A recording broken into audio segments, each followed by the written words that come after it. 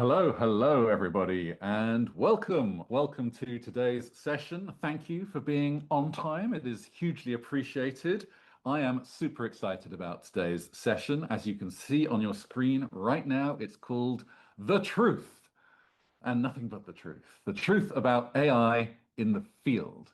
And obviously, the emphasis here is on the field, both commercial and MSL. What really happens when AI enters the HCP conversation? And I'm sort of interested in almost pausing at that moment and just interested to hear, what you're immediately reacting to about this. Are you positive? Are you negative? Do you feel that it is viable? Do you feel that compliance? Do you feel that just the historical working practices that we're also used to will get in the way? Maybe you could start by getting that little chat window up and running. You should see it on the top or the bottom of your screen and introduce yourself. Don't worry, there's no microphones or video sharing today, but if you could be as active as possible in that chat, that would be absolutely wonderful. So start out by saying who you are, where you're calling from, and any reaction you already have to the name to today's webinar and the entire premise of it. I, in the meantime, will happily let you know that there are more than 300 of you joining us today. And really, the rationale behind today's session is this recognition that AI has moved out of the head office. It is no longer purely experimental, and it's no longer purely the preserve of the executive in the ivory tower. It is most definitely out there, guys, and we're going to see some examples of that in just a second. It is genuinely making waves in one of pharma's most sensitive environments, and that is, of course, the physician's office, the HCP conversation. And I think for a long time, we assumed that this would be difficult to a degree. I already mentioned that compliance could be a blocker. Reps themselves might be a blocker. They might resist. They might get a fatigue from technology or tool overload. HCPs might reject the idea. And maybe even MSLs just see this as another version of Big Brother. Is that a legitimate fear or not? But the truth is what we're all about today. And we've got some early adopters who are going to be joining me on this call, people who have actually made it happen. They're going to tell you the truthful story about what really happens. And I invite you, please, to make sure that all of your questions are answered over the next hour. Do not leave here today with any queries still in your mind. That would be silly, wouldn't it? Just make sure you ask those questions in that chat window, and we will try to make sure that they are answered. Of course, there is the practical side of this, the pragmatic, but there's also kind of a cultural side of it as well. And I think we're going to cover that part of it as well. And then just how do you actually enable technology like this? How do you get senior level buy-in? How do you get sustained investment? And what are the sort of ROI figures and expectations that we're likely to see going forward? So the aim of today, it's not just another theoretical future of AI panel. It's much more about practical use, what we can actually do on Monday morning. And I'm super excited. Let me introduce who is going to be joining me. Oh, there's me. Don't like the slide. My team insists on it. Anyway, far more attractive individuals, as you can see, are in front of you now. So Christine has become someone I've very much enjoyed getting to know of late. I'm afraid she only brings part of herself today. She's going to bring her physical appearance, but her voice is a little coarse today. I hope she doesn't. Well, you'll see for yourselves in a moment, or hear for yourselves. So she's suffering a little, and indeed she has a lovely colleague, Jess, with her, who's going to assist. You'll see very shortly. But Christine is the SVP for North and South America Client Relations at Advanced AI, a genuine pioneer in this space, and someone who, a company that we've been really pleased to partner with on a couple of occasions before. They are a terrific team, and they are really making headway in our industry. So check them out. Chris is someone who I have very much got to know and enjoy the company of, particularly in the last few months, as he was speaking at Pharmageddon recently.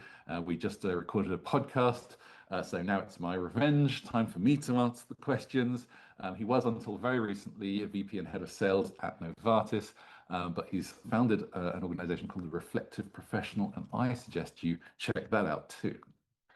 Joaquin, I am meeting really freshly for the first time, but I've heard wonderful things. He's the VP and head of marketing at Xeris, and he's marketed drugs on 4 different continents in 2 different languages, and he's brought a lot of global range to every commercial challenge: US, LATAM, Europe, APAC, across therapy areas, full P&L, skin in the game. So really fantastic that you can join us, Joaquin, and looking forward to your insights shortly. And last but most certainly not least is Ryan. And Ryan has already shown me up because I have discovered that he is a man who goes the distance, both literally. He is an Ironman competitor. As someone who just did his first marathon, I am in awe and slightly intimidated, if I'm honest. But he's also a senior area general manager at Bayer and has spent 15 years building commercial performance across mainly cardiovascular and metabolic stints at Sanofi and Amgen along the way, and comes with a lot of richness to his experience in this area. So thank you again, Ryan, for being here. It is hugely appreciated.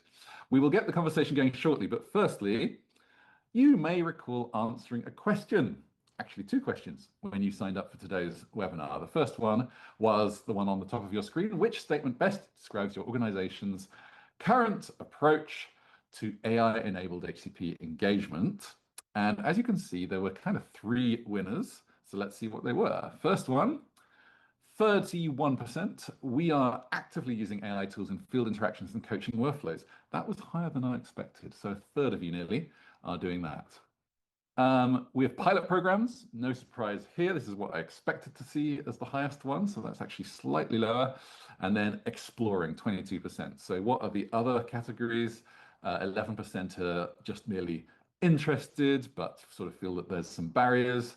And 6.3% may be described as the laggards in this situation, but they're here today, so they will quickly catch up. So that's all good. Question 2, what is the biggest obstacle to successful adoption of AI in field engagement? What is the biggest obstacle? You can see a bit more of a spread on this one, but a clear winner in the green, which is demonstrating measurable value and business impact. So what's the ROI on this engagement? So that's a key question, which we will obviously look at today. 23% building trust and confidence amongst the field teams themselves. No huge surprise there. These ones are pretty much equal. So 15.7, understanding where AI can genuinely improve. And of course, our friend compliance, 15.2. And then finally, these 2 categories: securing leadership alignment and integration of AI into workflows. Okay, so you've all shown yourselves to be great at answering questions, and I'm going to get you to do it again. So I'm going to get a poll question. This is for you to look at right now. You should see it appearing on your screen.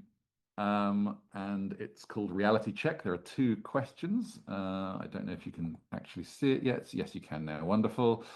So one is, which concern has historically created the greatest resistance to AI and field engagement? And number 2, which barrier do you believe is hardest to overcome in a field tech project of any kind? So answer that when you've got a moment. In the meantime, I will tell you that all our panelists are speaking from their own personal perspective. They are not necessarily representing their companies at all. Be aware of that. And yes, today's session is being recorded. You don't need to ask me. I will happily share with you post-webinar.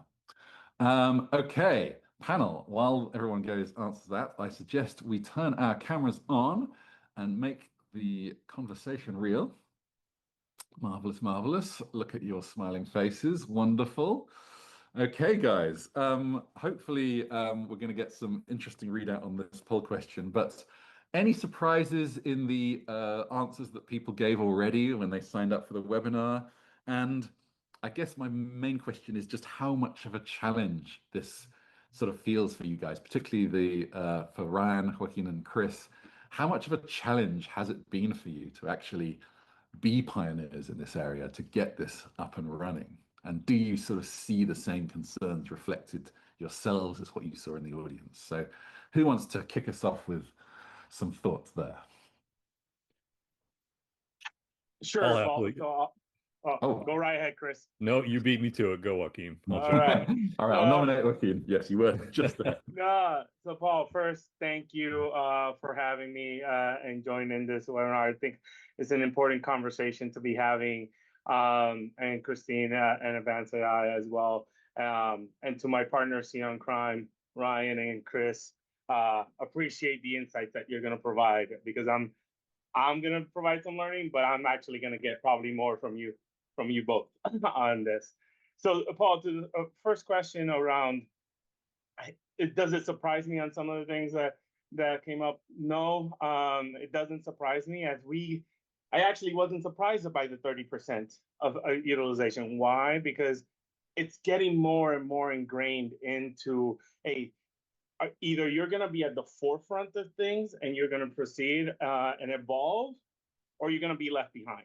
And I think people are getting a sense of, well, I don't want to be the one left behind. I want to be at the forefront of things. What are the things that we need to do to get there? So that's one. And then around this of being pioneers and trying new things, I think it's more of we're thinking about the organization and how we can have more impact for patients and moving forward. At the end of the day, my vision around this is actually connecting science and science advancement to um, having a human, genuine connection, right? And that's what all this is about. And I think this specific topic of having the AI support us in doing that, it's a tool. So how do we best use that tool to achieve that vision of having impact for patients? So that's how I see it. I don't see it as a new, but I see it as more of a tool of the things we need to do as an organization. Well, I, thank you, Green. I love that you feel it's moved already away from FOMO territory or maybe into FOMO territory where you are almost behind if you are not adopting. I do think that you're being very modest. I do think you have been quite pioneering and there must have been some genuine challenge, even though all the things you say about wanting to do a great job around connection is good. Chris, I think you were about to talk, so yeah. yeah, I mean, I agree with Joaquin, and I think, these are always very challenging initiatives because people come at them from very different angles. So, like Joaquin, I'm not surprised by the poll.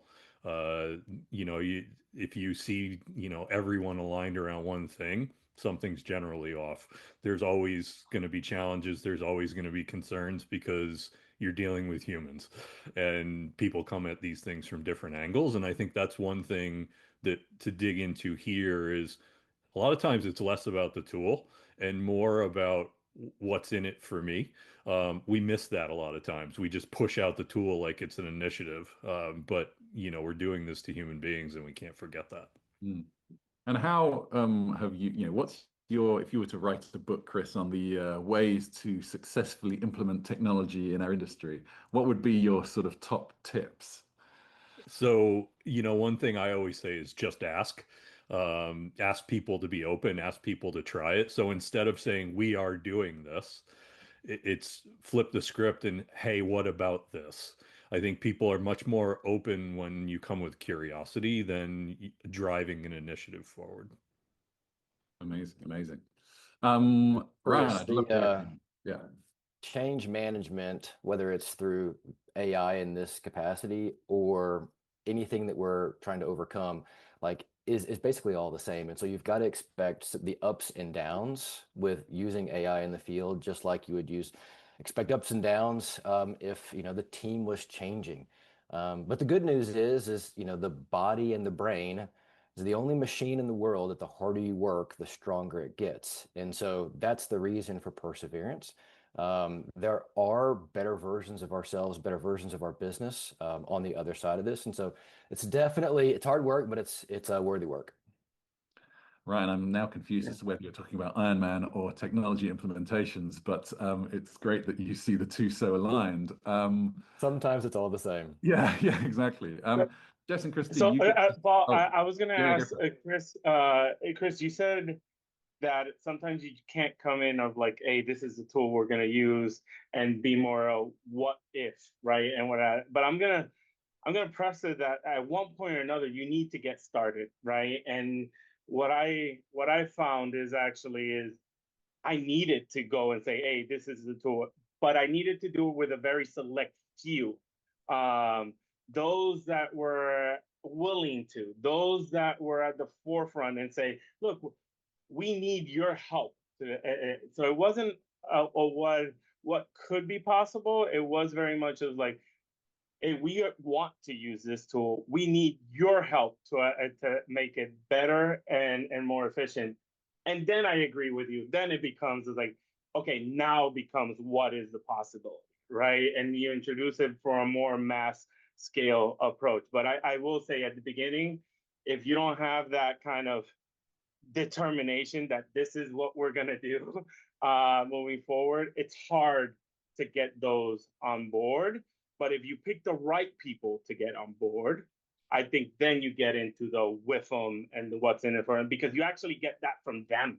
You get that from the users themselves. So Yeah, no, I'm aligned with that, Joaquin, and I think it's interesting because that's classic change management, right? Like you got to get buy-in from your early adopters, and you know who those people are, or if you don't, you got to find them, or if you can't find them, you got to hire them. But then, from there, you also need that leadership buy-in. So it's we are doing this, but then from there, it's you also don't drive 90% yeah, adoption, right? correct. So I think there's a lot of nuance to this, and you have to have a lot of conversation. So it's a good clarification. Yeah. Jess and Christine, you get to see across multiple clients. What for you has been your sort of thing that you've noticed that creates success amongst them in overcoming the sorts of challenges we've just been talking about? Yeah, I think that good points were raised in terms of change management. I apologize about my voice. I'm sure it's I think horrible. you sound great, Christine, as already discussed, but do continue. Just will hit in on just the years of learning that we've had in this process. And it does really root back to being connected to the human emotion associated with this. But what I think one thing that we've really learned is not only is it at the field representative level, you need to bring your whole entire teams down. Oftentimes these initiatives start with conversation with leadership. Well, there's a lot of levels in the US between leadership and the field. And it's really critical to bring all of those folks along that journey and help build it together and then celebrate when they're having success and wins. And I know, Ryan in particular has or is going to share some examples of ways that we've done that or that he's done that have been really successful in bringing folks along their journey. Yeah, Ryan, do you want to expand? Yeah, Christine, I appreciate those comments. And I got to say, I've played a small role in the overall process, and Chris and Joaquin talked about the role that the early adopters play. And so the group that I'm working with internally has just been fantastic in terms of diving in, being willing to scrape their knees. And I appreciate their pursuit of progress. Couldn't do it without them. But some things that we've done to try to make this a fun growth journey is leaning into gamification. We're constantly building new themes and new competitions to increase activity, to give us motivation to dive into skills where we've identified through these tools that there's a high return on investment. And I appreciate our leaders for not just championing it from a behind the curtains perspective, but also playing an active role in recognizing those who are willing to go out into the brave new yonder. Our leaders are recognizing team members for their participation, for their achievements, for their willingness. And it takes all of us to kind of cultivate that type of culture to where now we are seeing people dive all in with their whole selves with a ton of vulnerability. And we've seen folks create kind of new training journeys for themselves and for one another.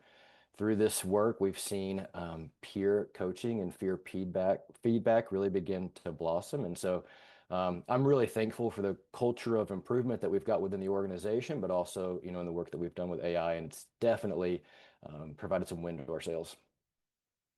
I really enjoyed hearing you talk about culture of improvement, and I imagine that if that persists, then technology like this is relatively easy to bring into reality.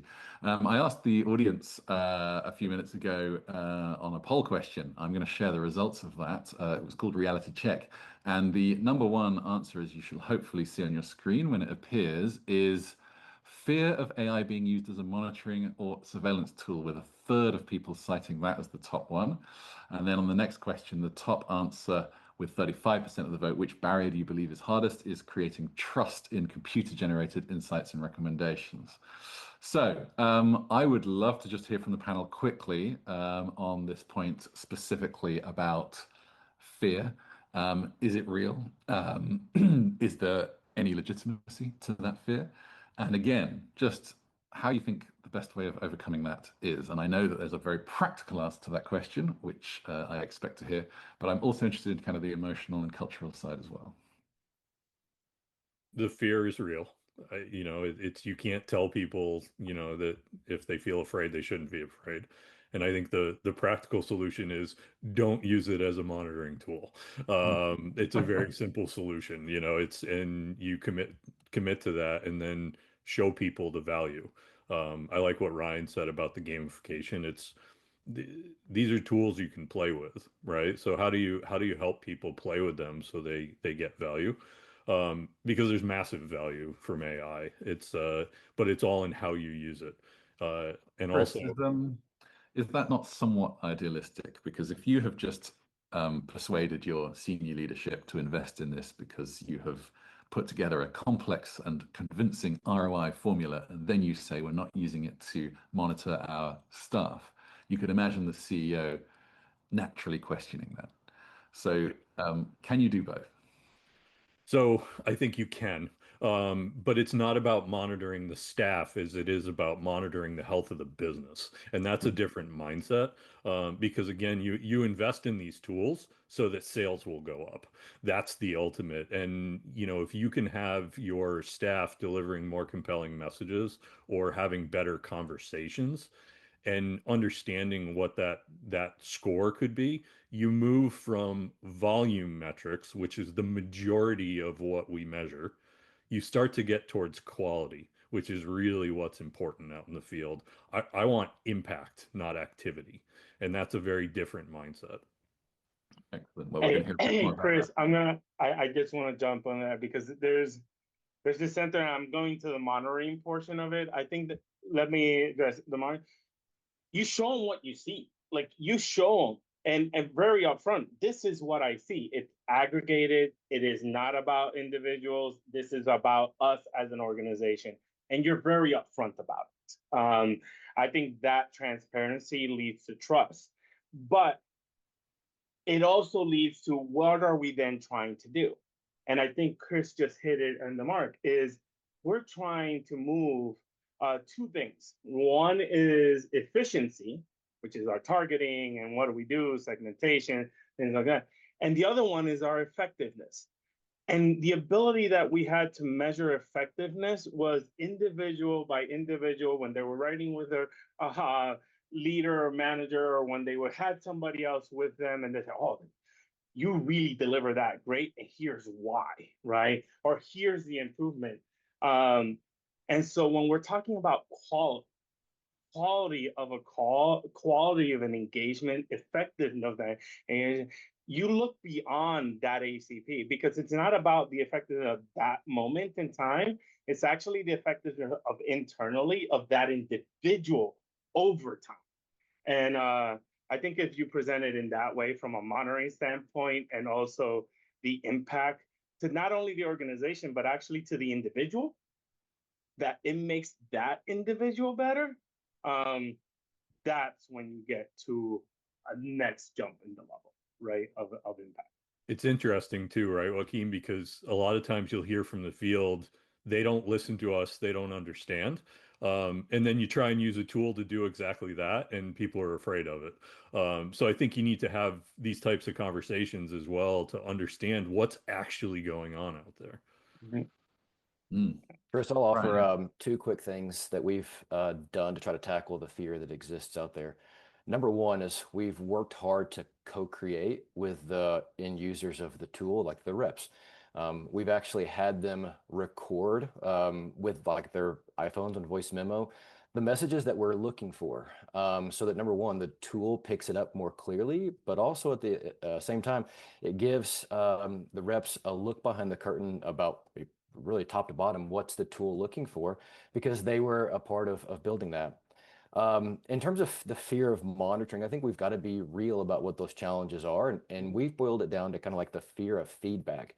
Because the reality is this tool is just providing a mirror. And sometimes we don't like the mirror. Sometimes we don't want to look in the mirror. But if we're committed to progression, it's an important part of the process. And Paul, you made a funny comment on our post on LinkedIn about the fear of AI in terms of like Terminator and Arnold Schwarzenegger.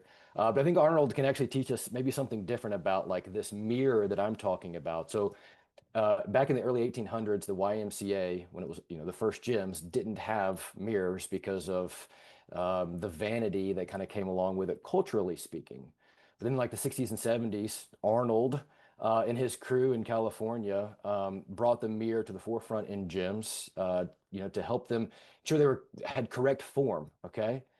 In the 80s and 90s, we saw mirrors be an important part of the gym from an aerobics perspective so that participants could follow. And see, there's a lot of themes here that we could be learning from.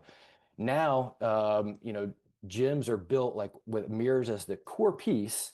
And I think that feedback boosts participants' confidence. And so we think about it a lot as a mirror. Sometimes the feedback that it gives us can be scary, but it's an important part of the journey.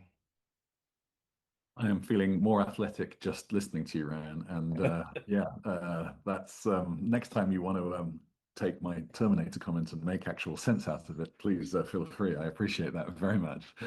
Thank you. I would really like, I can see some really interesting stuff going in the chat window. So if you're not a part of that yet, then get involved because we will definitely come to some of those comments later. I would love for Jess and Christine, I think Jess in particular, who can share a couple of slides, just because I think a few people will want to see some practicals and what this really much feels like, and also what you guys actually did, a little bit of your story, if that's okay. So Jess, over to you for a few minutes, if that's okay. Thank you, Paul. And also thank you to the team on the line. This inspiration, this passion, these connections are all what makes the success of deploying conversational intelligence in the field. So you can see some amazing examples here, and I'm excited for the parts of the conversation where we delve even deeper. I'm just going to share my screen and just a disclaimer. I am speaking on behalf of our SVP, Christine, US leader, and they are very big shoes to fill on her behalf. So I'm a little bit nervous, so please bear with me as we're trying to protect her voice. Okay. So we've got a few slides here. Can you see my screen? Famous words. Yes. Wonderful. Thank you. Okay, so Advance AI. We are so excited to talk to you about this. And maybe let's take just one step back and share with you what was the problem we were trying to solve, what was coming up that made us develop this technology. Well, as we can all appreciate, hundreds of millions of dollars are spent annually on sales and field medical and market access teams, not to mention all of the investment that is put behind those strategies that are designed and developed to be executed in the field. And the feedback that we were getting, and this started 4 years ago, was we're getting limited visibility on impact. And is our impact actually improving HCP engagement and outcomes? And some of the examples we would get, and there have been some shared as well at the earlier part of this interaction, is we just have limited visibility. Joaquin talked about the fact that, the importance of needing to have a real-time view and share information, not a lagging and self-reported data. We were fed back that call notes and CRM inputs are okay, and they've served us well for years, but they're fragmented, subjective, and hard to act on. And finally, the ultimate pressure to stay competitive and improve and do your medicine justice. That rising pressure to prove field effectiveness and link it to outcomes. So these are just a few or a handful of the things that made technology a natural evolution in this field. So advanced AI, how it works. We are talking about an app, or it can be integrated. And this technology allows the field user to ask the customer if they can record the call for training and monitoring purposes. At the end of the interaction, that interaction is securely analyzed and optionally deleted in microseconds. So in the blink of an eye, that can be eradicated. And in that blink, it is analyzing your company medical and marketing content, your questions that you have about the business, engagement skills against your engagement model. It's looking at the customer talk ratio. It's looking at call outcomes, anything from behavioral change to missed opportunities to thought evolution for medical teams. And finally, it's looking at human connection, APEX, Advanced AI Pharma Emotive Index. We're going to talk to you about this pharma sentiment score. It was released last October, and it is changing the game in understanding the emotions of our customers and their interactions that we're having with them. So, securely deleted. And what appears is, if this is the US, for example, national, subnational, right through to individual level data. I did notice from the chat, there's a number of people who are ex-US. Please do let us know if you want to see some of our videos. We obviously work ex-US as well, all around the world. So this live data allows every level of the business to really get insight into what's working well, what can be improved, and where are those opportunities. And then we come in on a quarterly basis to do independent action planning. This is about whittling down to what are the 2 or 3 things that are going to make the biggest impact. And most importantly, how does that compare against AI industry benchmarks? AI industry benchmarks are very different to human benchmarks. And we are delighted to say that in the US, Japan, and rest of world, we have AI industry benchmarks. So you can compare your performance against industry. Okay, so that's what we do. Wow. I look at this graph here, and you can see the number of programs along the left, and along the bottom, you've got the date right up until this last month. And you can see the growth and momentum across the industry. This is not new anymore. But what I also look at this graph is the number of learns and the war wounds that sit behind this jacket. And Christine, I know that you can relate to this behind your jacket too. It's been tough, but with 4 years experience, we now get it right first time. And I just want to play a couple of areas to you on that journey. You know, we started out with the best of the best. That one thing is for sure, we wanted this to be accurate and to understand pharmaceutical, medical, and marketing language. So this is machine learning developed with IBM. But it's not that easy. When we got into field, we realized that the AI legal and compliance and IT maze was going to have to be overcome at degrees and levels that we never knew existed. I think many companies, and some of my clients will be on the line now thinking, we told you that, Jess, have said to me, we are the toughest to get through. And I always think, oh, I'm not sure. There's always a tougher company that bring the challenge on. But we've got through legal and compliance. And most importantly, in the US, try and do that with 50 states. That's exactly where we brought experts like Christine in, who worked with US lawyers to see how across those 50 states we could make this possible.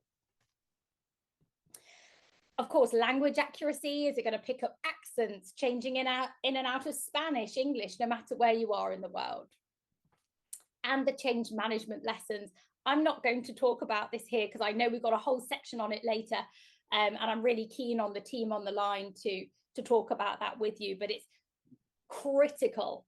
And we learned that we need to invest in as much in change management as we did in the technology, to really help guide and support our teams through this process.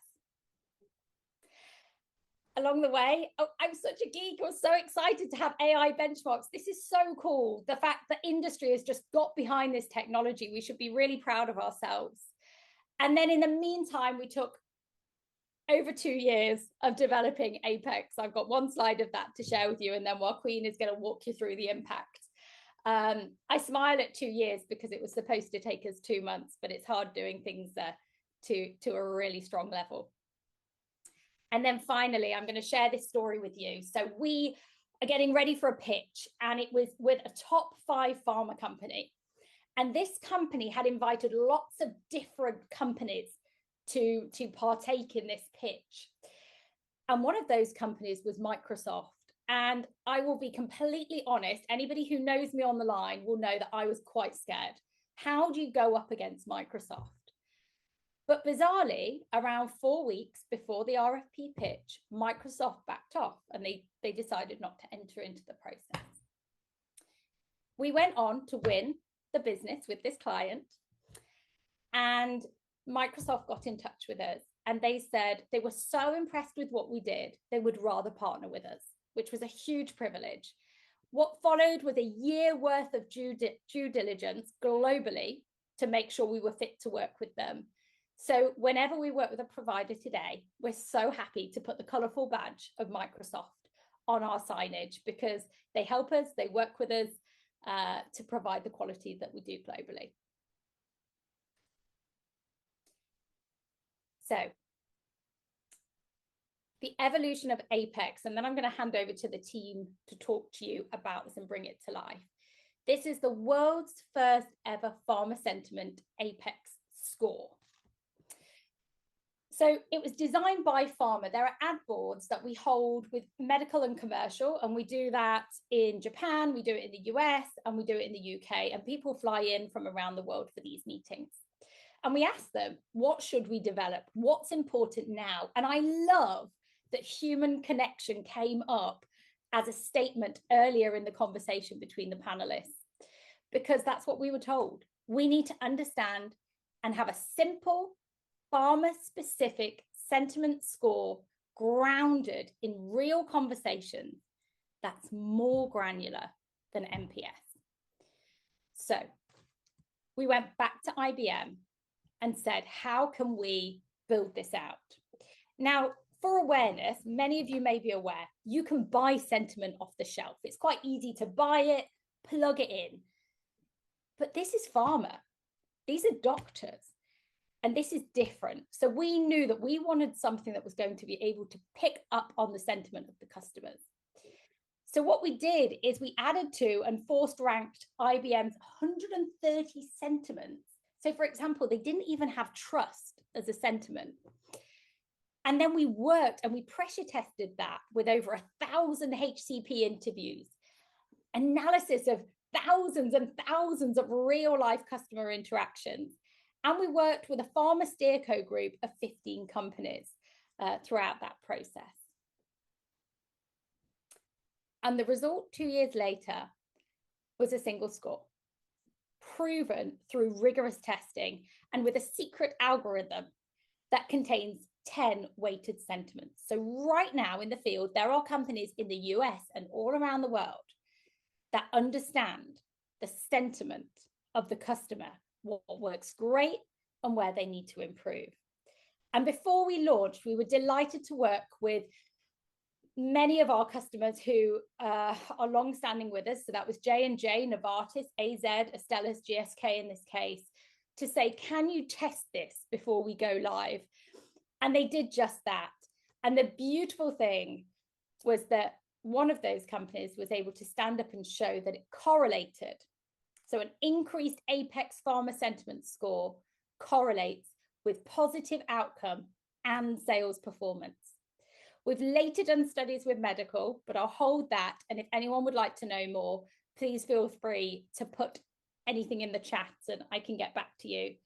but super keen for Joaquin, if you don't mind, to share a little bit from your VP of Marketing US perspective, the impact that Apex has had on you and your team. Thank you. Yeah, so thank you, Jess, for the question. And I'm gonna be just very honest. We're still in the infancy stages from the Apex score. So that's where we are. What I resoundingly like about the Apex score, this is not, I told you about effectiveness, right? And efficiency and concentrating on effectiveness. This is not a move around sales, marketing, and different functions. This is around where the organization can bring a human, genuine connection to where we want to go and impact the industry to help patients. And so how I saw the Apex score and what we've seen in the first scores is that it moves pharma marketing from activity-based measurement that we've looked at from our field force to, hey, here's the sentiment that led to growth measurement. Here's a sentiment of what's the perception of our brand, and then what are the commercial actions that we can take beyond sales,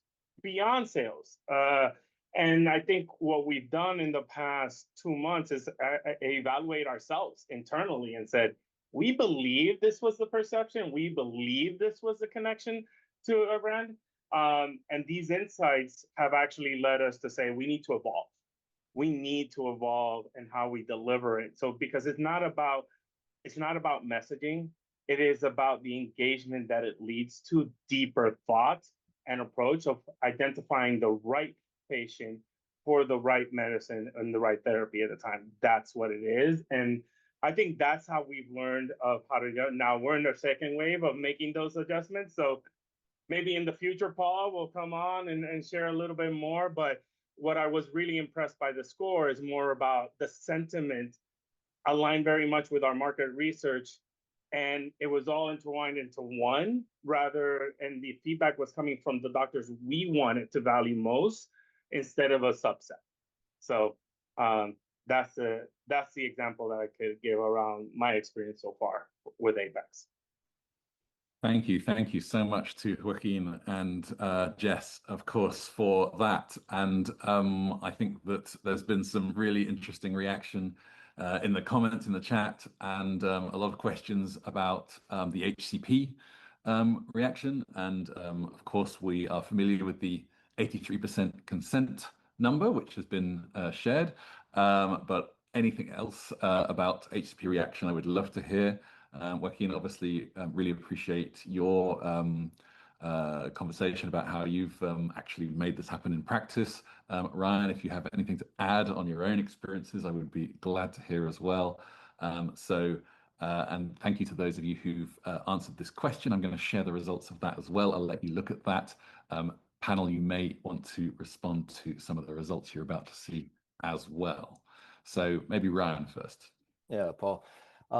We've had a very positive HCP consent score, potentially higher than 83%. And I give all the credit to the team that's putting this thing into practice.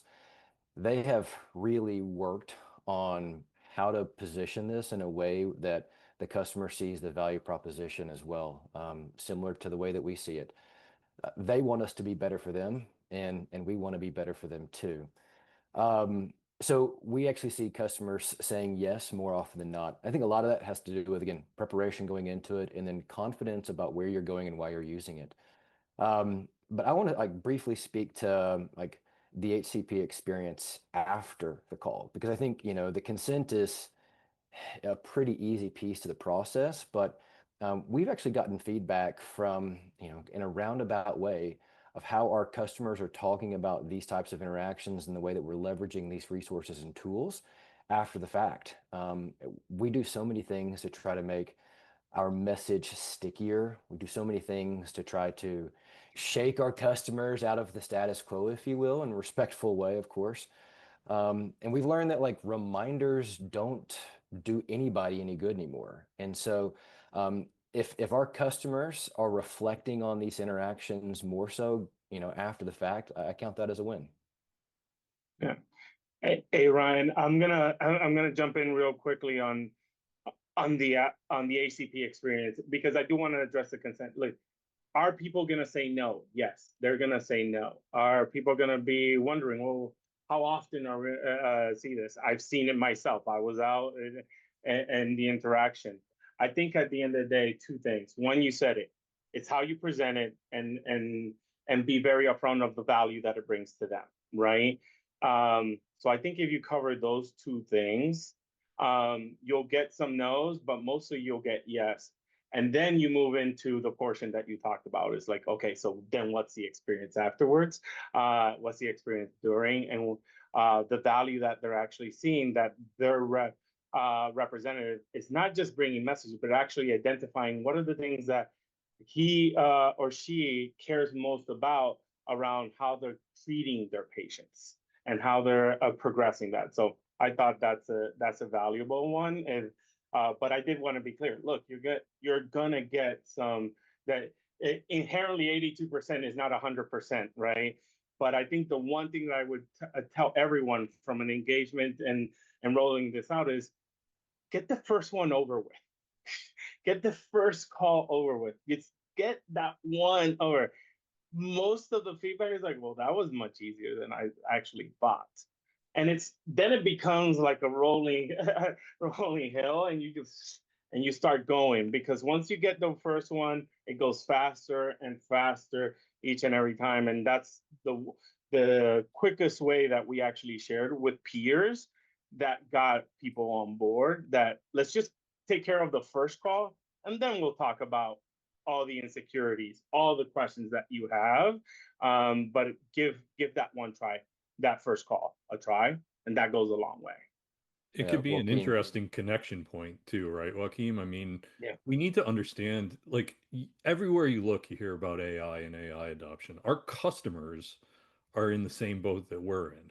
They're having, AI note takers. I just went as a patient, and the doctor was super weird about it. He was like, we're using this new thing. It's going to take notes. It's okay. I'm like, look, it's fine. He was like, really? I said, yeah, if it helps you treat me better, use it. But they're in the same space that we're in, right? And it can be a connection point and an engagement tool. Like, we are trying to get better. How are you using AI to get better? So these tools are here for everyone. Our customers and us are more similar than they are different.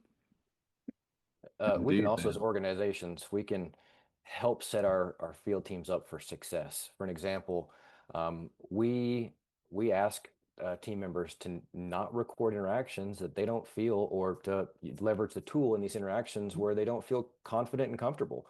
We're not asking for every single conversation to be analyzed. We do want feedback, right? We want good feedback, is good data in equals good data out. But I think that helps us, increase the success rate in terms of shots on goal. But also, one thing that I think maybe is not necessarily a surface level with them for the customer, but hopefully they appreciate over time. The tool measures the HCP share voice. And I'm really encouraged to see that our customers, as we've been using this tool, are participating more in the conversation because of the tool. And that's where I really, from a leader perspective, want us to get to, where we're not messengers, we aren't telling, but instead we're facilitating a conversation where we, as the advisors and the customer together, can co-create a better, more effective path forward to help us all achieve our goals. Thank you, guys. And I realize I should have perhaps got the question up and running before we started giving the numbers, but there is a poll question on HCP acceptance. Really interested to hear your opinions on what you think HCPs are most concerned about. So if you haven't answered, about 40% of you have answered that so far. Please do fill that in, and I will share the results in a moment. We are getting into the last 10 minutes. Time flies when you're having fun, guys. And I'm really enjoying the sentiment, no pun intended, shared so far.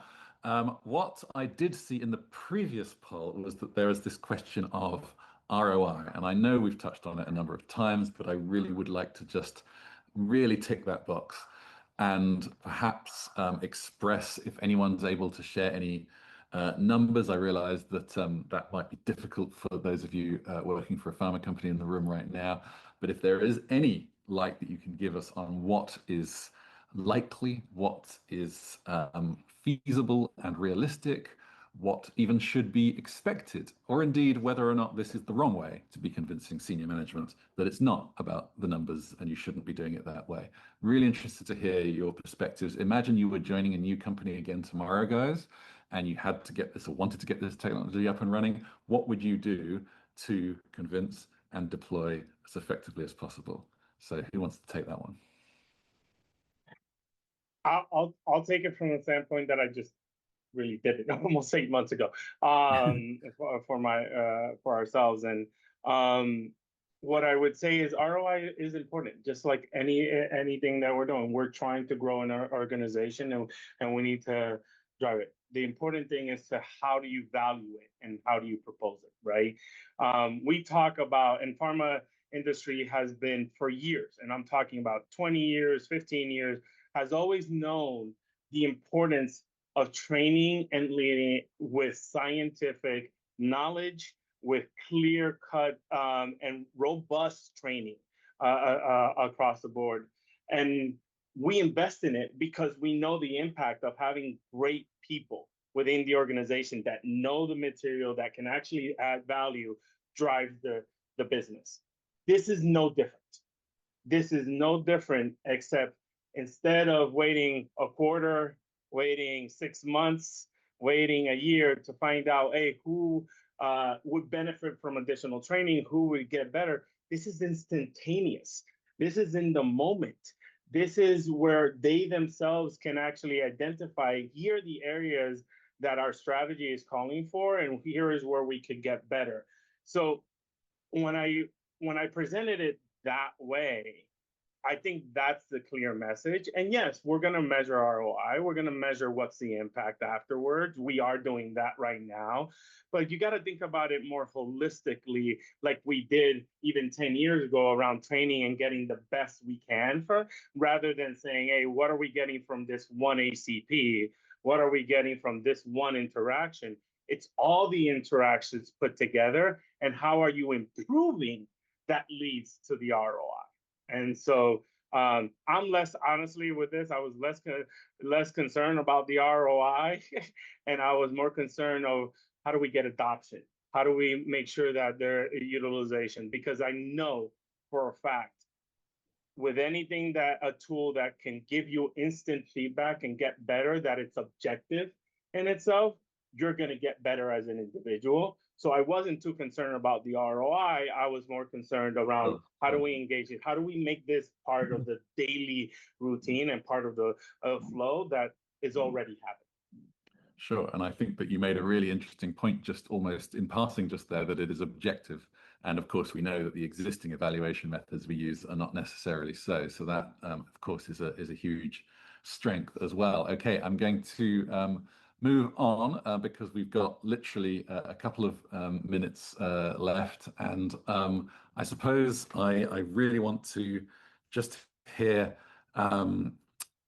from Jess and Christine, firstly, about your suggestions for actually having looked across all of your clients. Again, what are the success and failure factors around that first implementation and getting it actually up and running as well? So kind of a continuing of what Joaquin said, but perhaps looking across different things. And then also just a sentence from each of you on the future, the longer term future, 3 years, 5 years from now. Perhaps there is data that is starting to emerge, insights that you are seeing across the board that you never imagined you'd see. And I'm really interested to sort of almost get your predictions, if that's okay. I realize it will be speculative. I realize you could be wrong, but that's okay. I would love to hear what you're thinking we could have if this is a standard technology as we think it is likely to be 5 years from now. So first, Jess and Christine on that practical point, and then obviously move us into the future if you can. I would say I can't say it any better than what has been shared already. It is really bringing people along the journey, starting with those innovators on teams and making sure that they're bought in, sharing their successes and bringing them along the journey to then roll it out to the rest of the organization. we've learned that that is the most critical path forward. I think, as Joaquin said, it starts with one. It feels a lot less overwhelming when you're saying just get through that one, because it really starts to reduce the barriers that people have in their own heads about what this is and what it's not. So I think that's my sort of key takeaway on that. I would just build on that with one comment to say there is a sweet spot. That chart of 4 years and those war wounds, there's no need to repeat that. So working really close with the client and understanding their environment, their leadership style, their learns, what's worked well in the past, and then making sure they don't repeat the mistakes we've made in the past is a real sweet spot that is hugely successful, and what you can see today from our panelists. And guys, any comment on the feature? And also just a question that just came in from Ludovic. Apart from sentiment, can you extract other information from the call recording, insights for more tailored promo material, for example, and things like that as well? And my guess is yes, that would actually be possible, but I don't know how granular and how message-based the feedback is.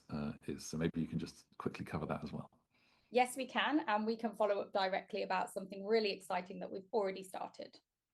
Ooh, watch this space. Sounds like I would love to know, but they'd have to kill me. So, Ludovic, you've got a special line there.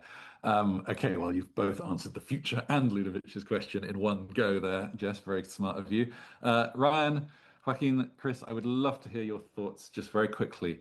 You've only got a few seconds each, but what does the future bring, or what would you like it to bring? I'm no soothsayer, so I'm not going to pretend. Although I'll say this tool, leveraging AI in this capacity, has helped us achieve some of the goals that we had out in the future more quickly. So I'll say the future's now. The future is now. Okay. Who needs the future when you've got it today anyway? Very nice. Joaquin, Chris, you're going to have to give us a specific vision of the future, I'm afraid. I'm going to insist. As an industry, I would say the future is actually now. AI is being adopted by our customers. It's here. We're going to need multiple tools to help drive better engagement, reach and frequency, messaging, share of voice. That's the past. The future is all about personalized therapy, precision medicine, and precision engagement that we need to get to as an industry. So we're going to be using pre-call planning tools to better understand our customers that are AI enabled, capturing more information, and then using the outputs to have better data. Because to the conversation earlier too, we need to redefine what ROI is also. What got us here isn't going to get us into the future. Thank you very much. Okay.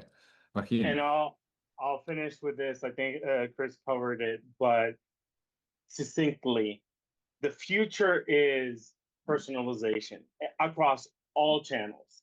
And the field is so key in driving not only one-way communication, but actually great two-way communication. So I see what's evolving here is just how this is being delivered, is that back and forth is going to elevate even more that personalization. So Chris, with you, but it's around two-way communication that just wasn't there previously, and we have the ability to do it now. Indeed, indeed.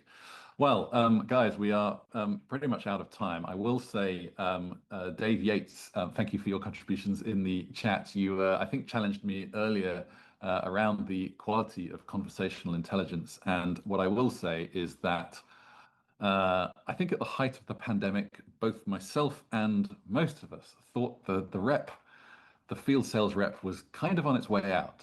I think it was pretty normal to make that kind of prediction in peak lockdown moment.